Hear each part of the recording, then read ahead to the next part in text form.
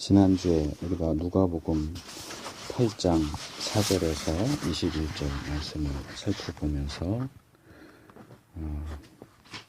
씨 뿌리는 비유인데 네 종류의 밭, 땅이 나오고 특별히 우리가 말씀을 어떻게 듣는가, 말씀을 어떻게 받아야 하는가 하는 부분을 말씀을 나눴습니다. 오늘은 원래 이 호세아서 10장에서 12절, 13절을 중심적으로 살펴볼까 생각을 했는데 이 10장의 중간중간에 관련되는 내용들이 나오기 때문에 일단 10장 전체를 다 읽었고요. 그 중에서 관련이 있는 것들 위주로 좀 말씀을 살펴보려고 합니다. 먼저 누가복음 우리가 지난주에 살펴봤지만 그 말씀을 조금 더 정리를 해보고 그것이 이 오늘 말씀과 어떻게 연결이 될 수 있는가 하는 것을 먼저 말씀을 드리도록 하겠습니다.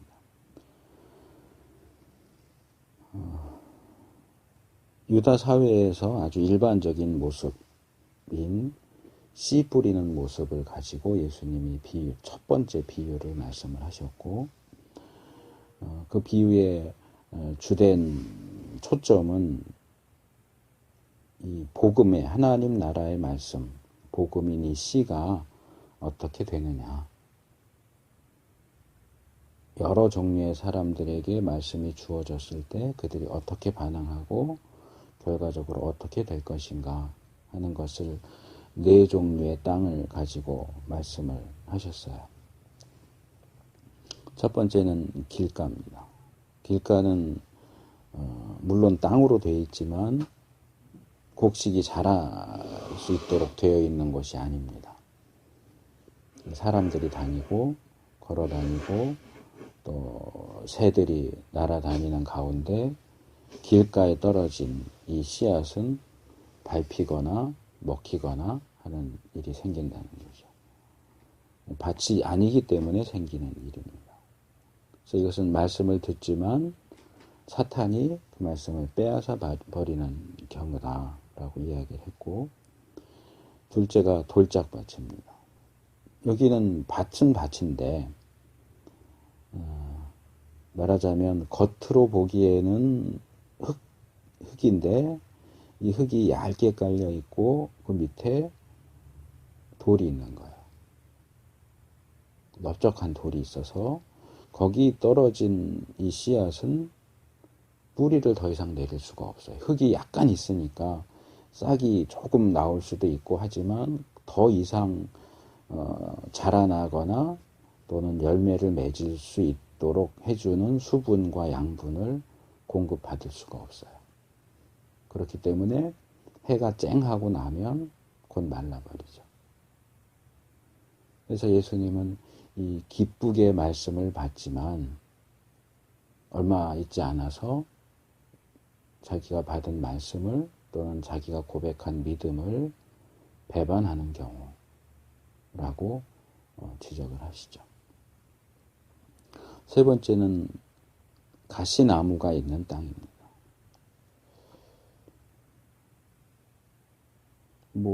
본문에선 가시나무라고 되어 있지만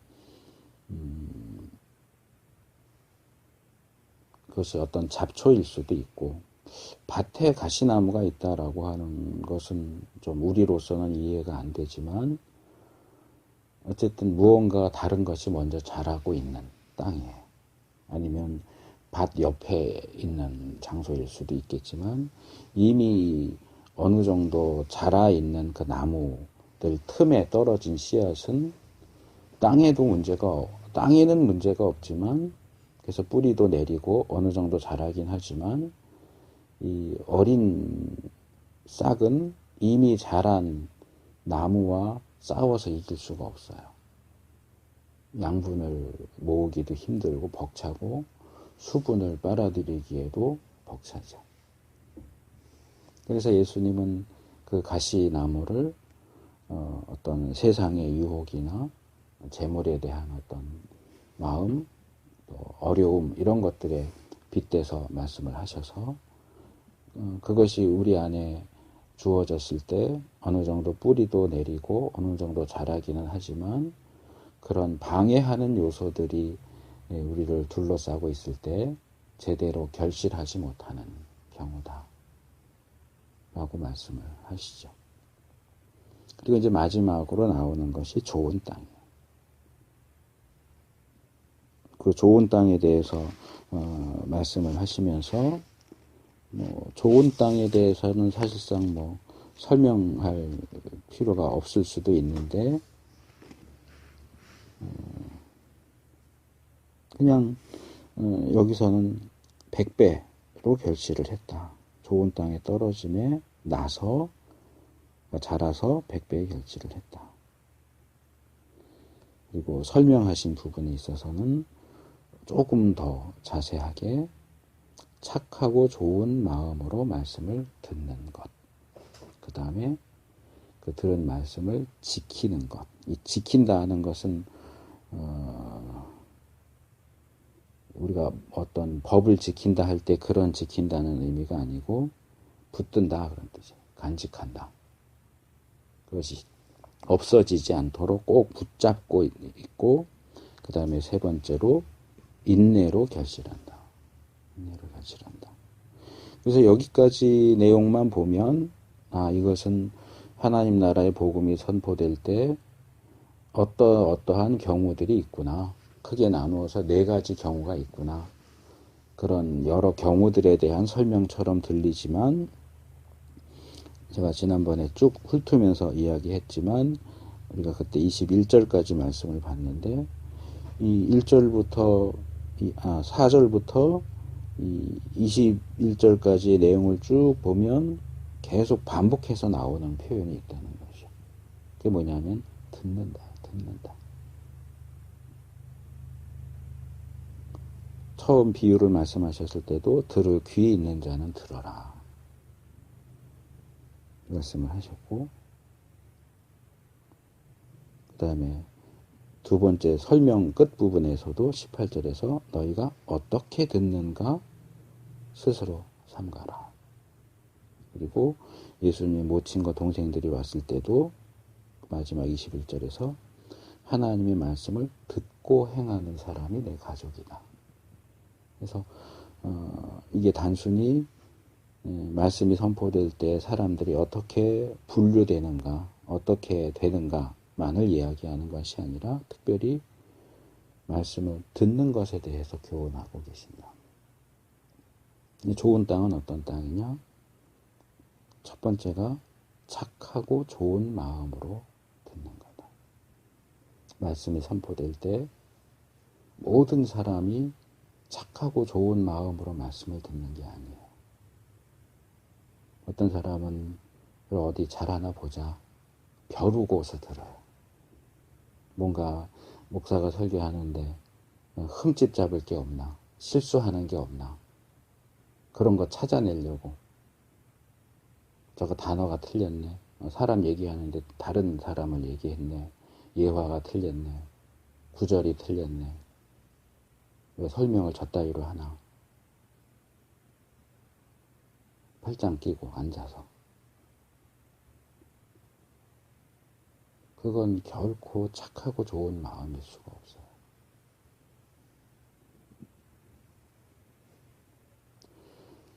최근에 보니까 이 인터넷에 신성남 집사라고 하는 사람이 계속 뭔가 글을 써서 올려서 좀 문제가 계속 생기던데, 예전에는 이 사람이 어디 카톨릭 쪽 계통 책을 인용해서 칼빈은 나쁜 사람이다, 사람은 수도 없이 죽이고 이런 글을 써가지고 그 프랑스에서 역사신학을 공부하고 있는 어떤 목사님이 그게 잘못됐다, 사료, 역사적인 내용을 쓰면서 역사적인 자료를 제대로 살펴보지도 않고 그렇게 하면 어떡하냐 해갖고 한참 논쟁을 했었는데, 최근에는 또 그 같은 그 신성남 집사라는 사람이 설교는 하나님의 말씀이 아니다 라는 또 글을 올려서 또 이 사람 저 사람 거기에 대해서 반박하고 논란이 많더라고요.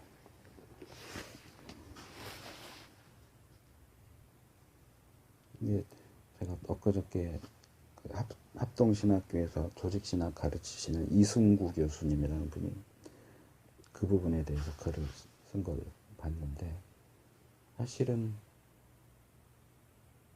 너무나 당연한 거고 기본적인 거예요.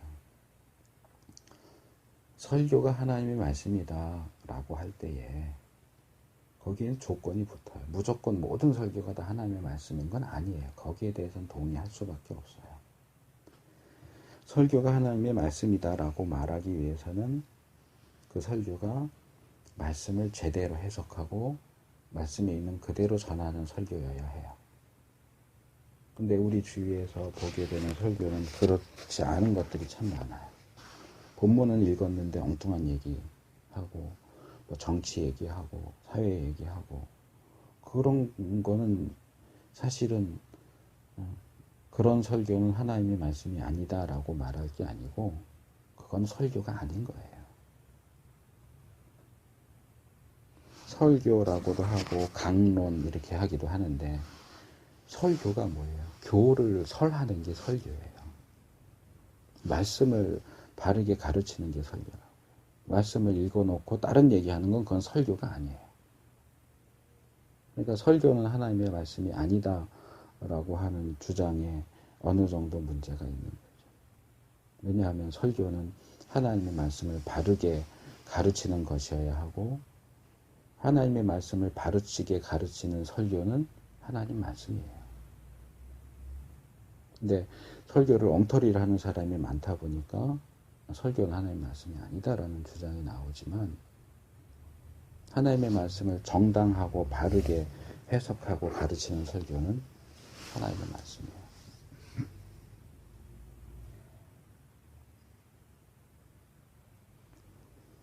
결국 물론 여기에는 목사들의 책임도 있는 거고 성도들의 책임도 있는데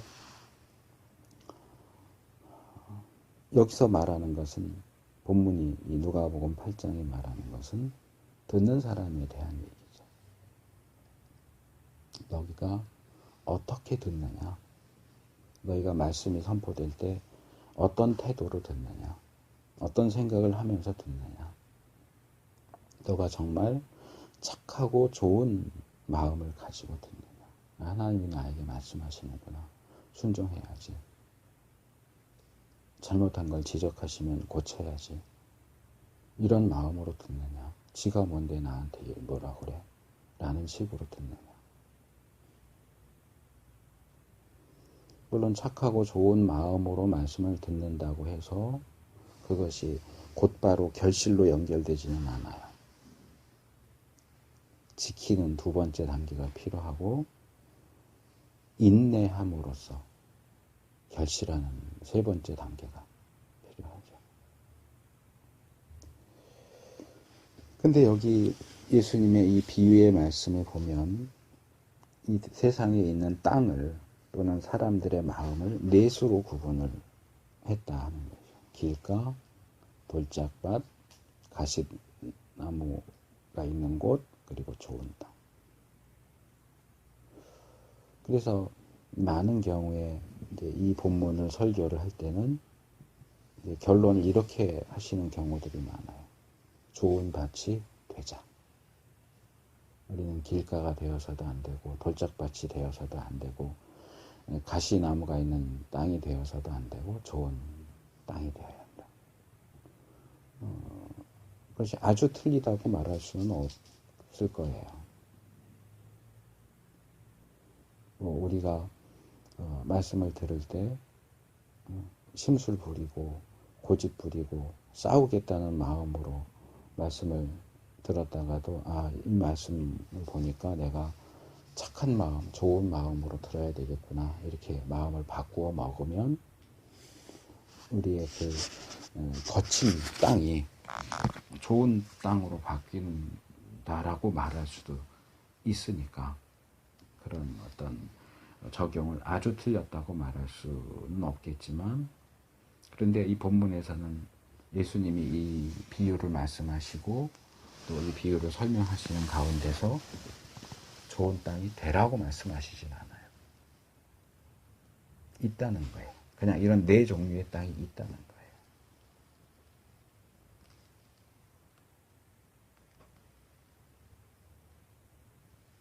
길가 같은 마음을 가진 사람은 말씀을 들어도 사탄이 뺏어가기 때문에 어떤 작용도 하지 못해요. 그 씨앗이. 돌짝밭 같은 마음을 가진 사람은 들을 때는 좋다 하고 듣지만 금방 그것이 시들어버려요. 그게 계속 가지 않아요. 가시밭 같은 마음을 가진 사람은 듣고 어느 정도 하는 것 같지만 여기 있는 것처럼 이생의 염려와 재리와 일락, 즐거움 이런 것들의 그 말씀이 기운이 막혀서 온전하게 결실하지 못해요. 결국 이 네 종류의 땅 중에 한 가지만이, 그러니까 3대 1이죠. 말하자면 4명이라면 1명만 결실하는 좋은 땅인 거예요.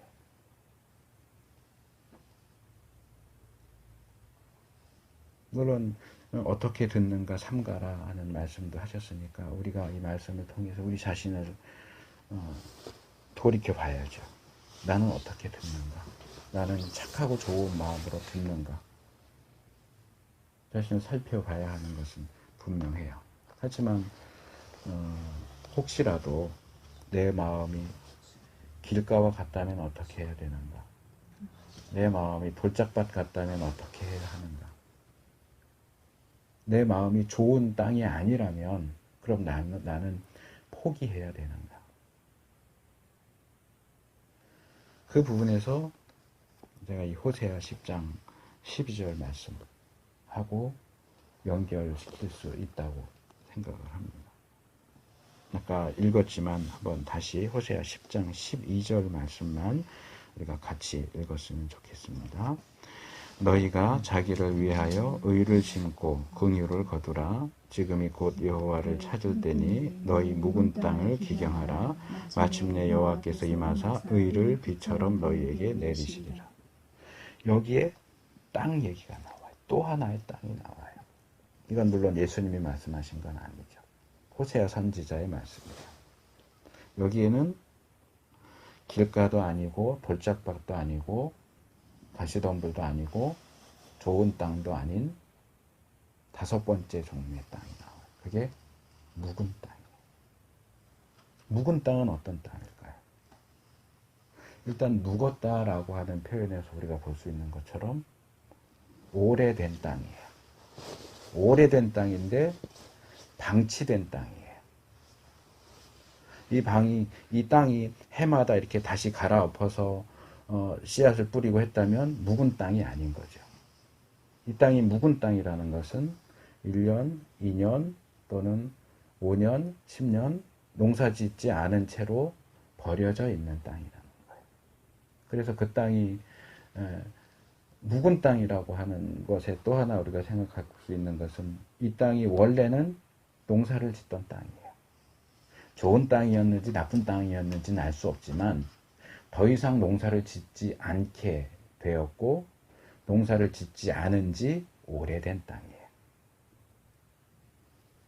그러니까 이 묵은 땅은 최소한 좋은 땅은 아니었을 것 같아요. 왜냐하면 좋은 땅이라면 농사를 안 짓지 않았겠죠. 계속 농사를 지었겠죠. 묵혀두지 않았겠죠. 그러면 이 묵은 땅이라고 하는 것은 두 예수님의 그 씨 뿌리는 비유와 연결시켜서 생각한다면 돌짝밭이거나 가시나무가 많은 밭이거나 그래서 씨를 뿌려도 거기에 농사를 지어도 제대로 결실할 수 없는 그런 땅이었겠죠. 그러니까 묵혀뒀겠죠.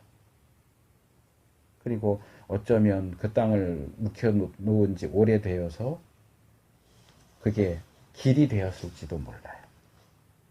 밭이면 안 들어가겠지만 아무것도 심겨지지 않은 땅이면 뭐 여러 가지 이유에 의해서 그 땅이 길처럼 사용되었을 수도 있죠.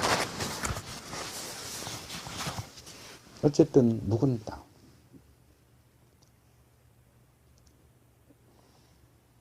그렇게 본다면 예수님이 말씀하신 네 종류의 땅을 보면 첫 번째 길가는 불신자이거나 또는 교회를 나오기는 하는데 거의 신앙과 접하지 못하는 그런 부류의 사람이라고 할 수 있고, 돌짝밭부터는 확실하게 교회에 나오는 사람이겠죠. 말씀을 기쁨으로 받는다 그랬으니까. 이건 아마 초신자 정도 해당할 수 있을 것 같아요. 초신자. 그러니까 말씀을 들을 때는 기쁘게 듣고 하는데 뿌리가 없으니까 기존의 신자들이 볼 때는 왜 그래? 왜 저래? 저런 일 갖고 저렇게 별것도 아닌데 교회 안 나온다 그러고 별것도 아닌데 이제 안 믿겠다 그러고 뿌리가 없다 보니까 어떤 일에도 그냥 쉽게 휘둘려서 이랬다 저랬다 나왔다 안 나왔다 하는 그런 케이스라고 할 수 있고, 가시나무가 많은 땅은 아마 그게 교회에 가장 많은 케이스일 거예요. 교회 다녀요. 이제는 돌짝밭에 있는 사람처럼 금방 시들거나 이러진 않아요. 근데 여러 가지 이유로 그게 고난이 되었던 또는 형통이 되었던 건강이 되었던 쾌락이 되었던 어떤 이유에서인지 이제는 교회 나온 지도 오래됐고 말씀도 어느 정도 알고 신앙생활도 어느 정도 했으니까 이제 열매를 맺어야 할 때가 됐는데, 열매를 아주 안 맺는 건 아닌데 예수님이 표현하신 대로 온전히 열매를 맺진 않아요. 이제 이 정도 교회 다녔으면 열매가 적어도 한 30배는 열려야 되는데 여전히 심은 거 그냥 그대로인 거죠. 어떤 결실도 없고 성장도 별로 하지 않고, 그렇다고 교회를 안 나오는 것도 아니고 교회를 나오기는 하는데 그냥 그런 사람들. 좋은 땅에 해당되는 경우는 그게 가장 좋은 케이스고 긍정적인 케이스겠지만 사실은 교회 안에서 찾아보기에 그렇게 많지는 않죠. 그렇게 볼 때 이 호세아서에 나오는 묵은 땅이라고 하는 것은 결국 가시덤불이 많은 땅하고 가장 비슷한 케이스가 되지 않을까. 그러니까 이 사람은 교회 나온 지 오래됐어요. 근데 교회는 오래 다녔고 말씀도 많이 들었고 했는데 이 사람의 상태는 길가 같기도 하고, 어떤 때는 말씀을 듣는데도 전혀 신경 안 써서 사탄이 그냥 뺏어가도 모르는 상태. 그리고 변덕도 심하고 금방 시들어버리고, 근데 어쨌든 끈을 놓지는 않고 교회는 나오는데 거의 결실을 하지 않는, 버려져 있는 오래 묵은 신자. 교회는 오래 다녔는데 열매는 하나도 맺지 못하는 그런 신자가 묵은 땅이라고 말할 수 있지 않겠느냐. 근데 이 묵은 땅이라고 하는 이야기 앞뒤의 내용을 쭉 보면 10장 1절을 한번 보세요. 지금 이 호세아서는 북이스라엘에 선포된 말씀이에요.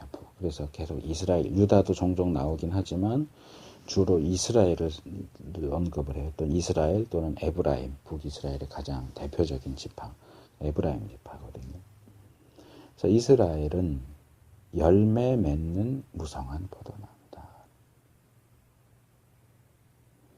이 호세아는 아모스하고 비슷한 시기에 활동을 했고요. 아모스가 사실 좀 더 앞서기는 하지만 호세아서가 소선지서 중엔 제일 많이 나왔죠. 호세아 1장 1절에 보면 이 호세아에게 처음 하나님의 말씀이 임했던 때 북이스라엘을 다스리던 왕은 여로보암이에요. 근데 이 여로보암은 이 솔로몬 이후에 나라가 둘로 나눠지잖아요. 그래서 솔로몬의 아들인 르호보암이 두 지파 중심으로 해서 유다 왕국을 형성하고 여로보암이 10지파를 중심으로 해서 북이스라엘을 형성하는데 그 여로보암이 아니에요. 시간이 훨씬 지난 후에 이름이 똑같아요.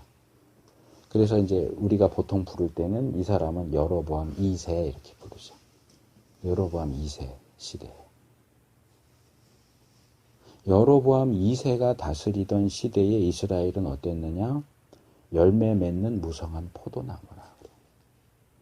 정치적으로, 경제적으로 굉장히 부강한 시절이에요. 이 여로보암이 하나님을 잘 믿었던 건 아닌데도 그럼에도 불구하고 여러 그 국제 정세나 이런 것들 때문에 정치적으로도 상당히 강력했고 주위 다른 지역도 막 점령하고 그러다 보니까 경제적으로도 부유하고 이랬던 시대예요. 근데 그런 부유함, 부강함, 풍성함이 이스라엘로 하여금 어떤 일을 하게 만들었느냐. 열매가 많을수록 제단을 많이 만들어요. 이게 무슨 말일까요? 이걸 우리가 잘못 읽으면 잘한다라고 생각할 수 있어요. 나라가 강해지고 힘이 세지고 경제력이 많아질수록 재단을 많이 만들었대요.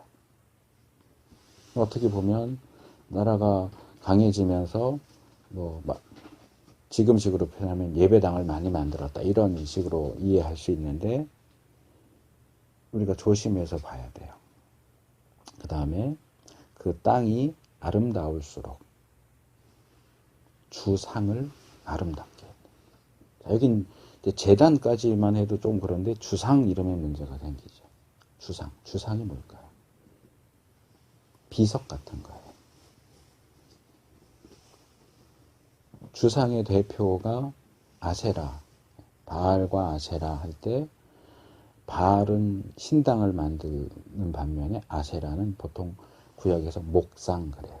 나무를 깎아서 이렇게 기둥처럼 만드는 거예요. 아세라 신을 섬기는 그 신전에 만드는 가장 대표적인 거예요. 근데 그게 꼭 나무로만 만들어지느냐?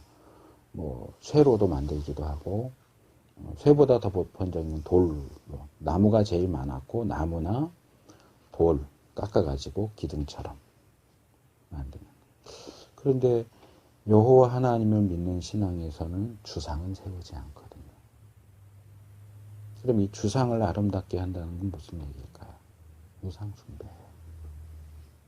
그렇게 보면 제단을 많게 했다도 반드시 긍정적인 의미가 아닐 수 있어요. 일단 북이스라엘은 예루살렘 성전이 없죠. 예루살렘 성전은 남유다에 있으니까. 그래서 첫 여로보암 1세가 북이스라엘을 만들면서 제일 꼭대기 단하고 제일 밑에 부엘세바인가? 베델에 금송아지를 만들죠. 그래서 예루살렘까지 갈 거 없다. 그러면서 북이스라엘 전 국토가 이제 예루살렘을 인정하지 않기 때문에 여기저기 제단을 막 만들기 시작하는 거예요. 그러니까 돈 많으니까 제단도 막 만들어요. 주상도 세워요. 그게 여호와 신앙이 좋은 것 같지만 전혀 그렇지 않다는 거죠. 제단과 관련해서 호세아가 지적하는 것 중에 하나가 이런 거예요. 8장 11절 에브라임이 죄를 위하여 제단을 많이 만들더니 그 제단이 저로 범죄케 하는 것이 되었도다. 자, 예를 들어서 제단이 하나밖에 없어요. 그러면 죄 지은 사람들이 죄사함을 받기 위해선 속죄제를 드려야 되는데, 이거 뭐 너도 나도 할 거 없이 다 죄를 지으니까 제단에 가서 속죄제를 드리려면 줄을 길게 서야 돼요. 왜? 제단이 하나밖에 없으니까. 10명이면 10명, 100명이면 100명. 그러면 앞에 사람 제사 드릴 때까지 한참을 기다려야 돼. 그러니까 어떻게 해요? 제단을 여러 개 만들어요. 속죄 제사를 드리기 쉽도록. 이게 제사 드리기 쉽게 하기 위해서 제단을 많이 만드는 거야. 그래서 우리가 오래 기다리지 않아도 범죄했을 때 속죄 제사 제단이 여러 개니까 그 중에 어느 거 빈 거 하나 가서 금방 제사 드리고 죄사함 받을 수 있어. 이게 좋은 것 같은데 그것이 가져온 결과가 뭐냐? 속죄 제사 드리기가 쉬워지니까 그만큼 죄를 더 짓는 거야. 이제 구약에서는 그렇게 표현이 되는 거고 신약 이후를 치자면 이런 거죠. 회개하면 되지 뭐. 죄를 지을 상황이 오면 이거 내가 어떻게든 죄를 안 져야지 하고 자기를 쳐서 복종시키고 범죄하지 않으려고 해야 되는데 구약에서는 그나마 속죄제사 드리려면 짐승 갖다가 죽이고 이렇게 다 번거롭죠. 여러 가지 그 의식을 거쳐야 되니까. 근데 신약에 오니까 죄사함 받는데 번거로운 게 하나도 없어요. 그냥 잘못했어요. 용서해 주세요. 물론 엄밀한 의미에서 회개가 그런 건 아니지만 그냥 잘못했다고 그러면 용서해 준다고 그러니까. 죄 사함 받기가 너무 쉬워진 거예요. 그러니까 죄를 짓는 순간에조차도 하나님 제가 좀 이따가 회개할게요. 그러고 죄를 짓는 거예요.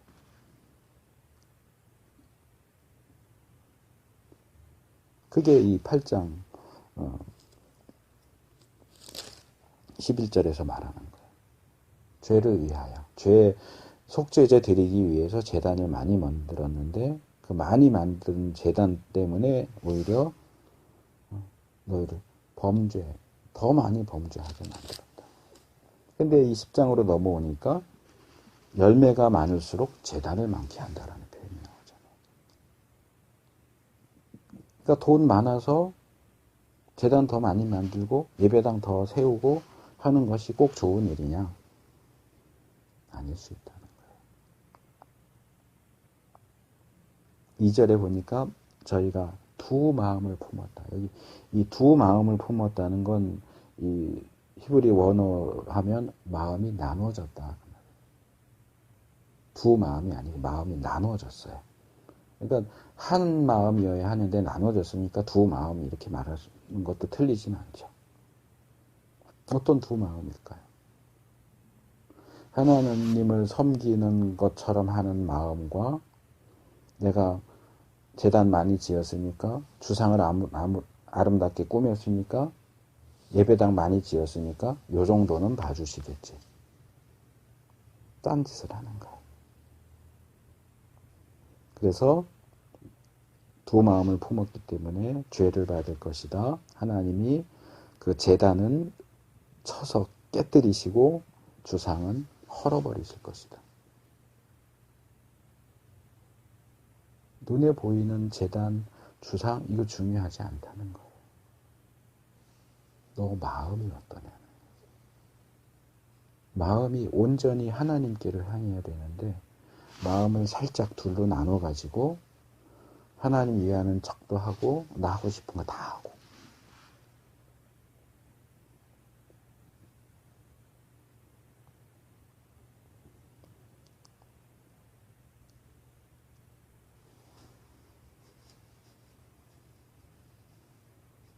그래서 뭐 여러 가지 죄악된 모습들이 쭉 얘기되면서 10절로 오니까 내가 원하는 때에 저희를 징계할 것이다. 징계할 것이다. 11절에 보니까 에브라임은 마치 길들인 암소 같다. 그러니까 북이스라엘은 암소 같은데 여기 보니까 곡식 밟기를 좋아한다. 곡식 밟기를 좋아한다. 곡식 밟는다는 건 뭐냐 하면 타작이에요. 그러니까 밀, 보리 이런 거 해서 이제 이 껍질을 벗기는데 여러 가지 방법이 있지만 그 중에 하나는 이런 소, 이 발에다 이렇게 망 씌워가지고 이 말하자면 타작마당에 멍석 깔고 거기다가 이제 보리 이삭, 밀 이삭 이렇게 쭉 깔아놓고 소가 이렇게 밟고 지나가는 껍질이 벗겨지도록 하는 방식이에요. 이 암소는 그런 일에 잘 길이 들여졌어요. 좋아해요. 왜냐하면 모세율법에도 있지만 이 곡식을 터는 그 소의 입에 망을 씌우지 말아라 그래요. 그러니까 얘가 지금 타작하는 일을 도와주니까 얘가 타작하면서 이렇게 슬금슬금 먹어도 그거 못 먹게 하지만 일하니까 어떤 일하는 대가로서 이렇게 이삭을 먹어도 그냥 놔둬라. 그러니까 얘는 그거 먹는 재미에 이걸 하는 거예요. 거기에 길들여져 있어요. 그러니까 이 타작을 시키기 위해서 끌어가면 좋다고 따라가는 거예요. 그런데 하나님이 그 아름다운 목에 멍에를 메우고 그 위에 사람을 태울 거다. 멍에야 소가 밭을 갈 때 씌우는 거지만 거기 사람을 태운다. 이거는 소가 아니라 말이 하는 일이죠. 사람을 태우고 뭔가를 하는 거. 그러니까 마치 이 소를 말처럼 대우하는. 소인데 소로 대우하지 않고 말처럼 대우하는 거죠.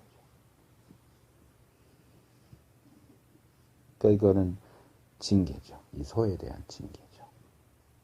유다가 밭을 갈고 야곱이 흙덩이를 깨뜨린. 이거는 해석이 참 어려운데 뭐 그냥 넘어가고, 그래서 12절로 가니까 하나님이 너희가 두 마음을 품었기 때문에 징계할 계획을 세우셨다. 그러면 어떻게 해야 되느냐? 너희가 자기를 위하여 의를 심어라. 의를 심어라. 그리고 긍휼을 거둬라. 지금이라도 못된 짓 하던 거 버리고 의롭게 행해라. 그러면 그것은 의를 심는 거고, 너희가 의를 심으면 긍휼을 거둘 수 있을 것이다. 무슨 긍휼? 하나님의 긍휼. 이놈이 계속 못되기를 하고 한번 혼내줘야지 그러는데 알아채고 마음을 고쳐먹고 의롭게 행동을 해요. 그러면 하나님이 이거 좀 봐줘야 되겠네. 좀 두고 보자. 한 대 때려주려고 그랬는데 변했네. 좀 두고 보자 하고 긍휼을 베푸십니다. 그러니까 의를 심고 긍휼을 거둬라. 지금이 여호와를 찾을 때다. 이것도 굉장히 중요한 표현이에요. 지금이에요. 지금.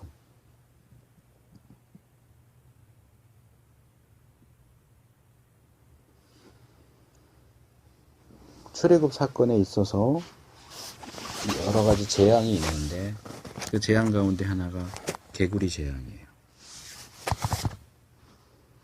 근데 개구리가 막 여기저기서 다 올라오고 침상에도 올라오고 밥그릇에도 올라오고 도저히 살 수가 없어요.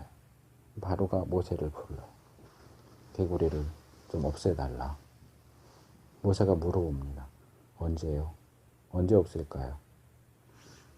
바로가 뭐라고 대답했을 것 같아요? 참 희한하게도 바로가 이렇게 대답합니다. 내일. 지금 당장 죽겠는데 우리 같으면 지금 당장 이럴 것 같은데 내일 그래. 하나님이 너에 대해서 진노하셨다. 너를 징계하실 거야. 너 고쳐. 행실을 고쳐. 생각을 고치고 행동을 고쳐. 바르게 해. 의롭게 해. 그래야 하나님이 너를 긍휼히 여기실 거야. 언제부터 할래? 내일이요. 그런다. 내일이요. 일주일 있다가요. 한 달 있다가요. 아니요. 성경은 지금이라. 지금이요. 오늘이요. 지금 당장이요. 지금이 여호와를 찾을 때예요. 그래서 이 여호와를 찾는 달을 바꿔서 이렇게 얘기하는 거예요. 너희 묵은 땅을 기경해라. 너희는 지금 다 묵은 땅이다. 그래서 하나님이 이제 그 땅을 아예 버려버리려고 하는데, 그렇게 하시지 않게 하려면 어떻게 되냐? 그 땅을 기경해라. 갈아라. 농사를 지을 수 있는 상태로 만들어라. 갈아엎어라. 뭐 비료도 주고, 이미 묵어서 딱딱하게 굳어서 씨를 뿌릴 수 없다면 쟁기질해서 갈아엎고, 돌 골라내고, 가시나무 뽑아내고, 비료도 좀 주고 해서 쓸모 있는 땅으로 만들어라. 그러면 여호와께서 임하사, 아까 긍휼을 거둬라 그랬는데 여기는 의를 비처럼 내리실 거다. 너가 의를 심고 묵은 땅을 기경하고 여호와를 찾는다면 하나님도 너를 정당하게 대하실 거다. 이것과 반대되는 내용이 13절에 나오죠. 너희는 이제까지 악을 밭가라 죄를 거두고 거짓 열매를 얻었다. 또 똑같은 농사인데 전혀 다른 내용이 나오죠. 악이라고 하는 밭을 갈아서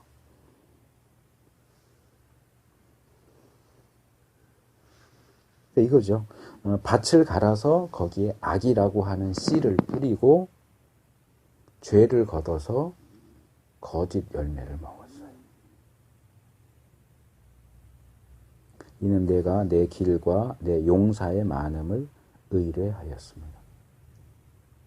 나라가 강력하니까. 군대도 강력하고 경제적으로 풍요하고 그러니까 계속 밭을 가는데 악이라는 씨를 뿌리고 죄를 거둬서 거짓이라고 하는 열매를 먹었어요. 결과적으로 하나님은 이들을 징계하기로 결정하셨고, 그래서 호세아 선지자가 이런 이스라엘 에브라임을 향해서 말씀하는 거예요. 이제라도 의를 심어라. 지금 여호와를 찾아라. 묵은 땅을 갈아 엎어라.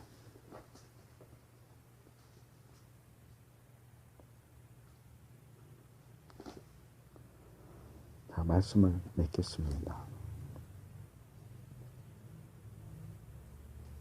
뭐 각자가 생각하는 것이 있고 또 자기가 자기에 대해서 생각하는 것이 항상 정확한 것은 아닐 수도 있지만,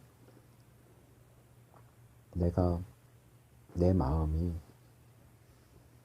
길가와 같은지, 돌짝밭과 같은지, 가시덤불과 같은지, 좋은 땅인지 또는 묵은 땅인지,